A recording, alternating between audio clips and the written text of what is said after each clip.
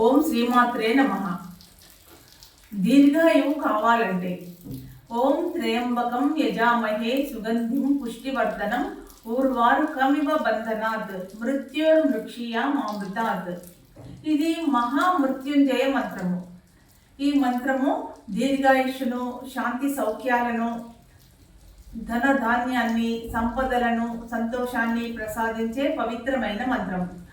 పాము కాటు, నిప్పు, నీరు, పిడుగుపాటు వంటి అనుకోని దుర్ఘటనల నుండి కాపాడే కవచం. భక్తి విశ్వాసాలతో ఈ మంత్రాన్ని జపించడం వలన మొండి రోగాలు సైతం నయమవుతాయని ఋషులు చెప్పిన మాట. స్నానం చేసేటప్పుడు ఈ మంత్రాన్ని జపించడం వలన రోగ విముక్తులవుతారు. భోజనం చేసేటప్పుడు ఈ మంత్రాన్ని జపించడం వలన తిన్న ఆహారం సరిగా జీర్ణమవుతుంది. పాలు తాగేటప్పుడు ఈ మంత్రాన్ని జపించడం వలన యవ్వనం చేకూరుతుంది. రోగుల చెవిలో ఈ మంత్రాన్ని క్రమ సంఖ్యలో జపిస్తూ ఉంటే ఆయువు పెరగడమే కాకుండా రోగాల విముక్తి కలిగి ఆయువు పెరుగుతుంది. గృహంలో చిక్కు సమస్యలు, చింతలు కలిగి ఉన్నప్పుడు ఈ మహామృత్యుంజయ హోమాన్ని పండితుల చేత ఇంటిలో జరిపించడం వలన మానసిక ప్రశాంతత, సమస్యలు తొలగిపోవడం, మనశ్శాంతి కలుగుతుంది.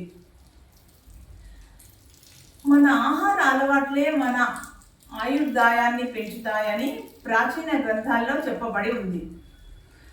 రాత్రిపూట పెరుగుతో అన్నం తినడం వలన ఆయువు క్షీణిస్తుంది.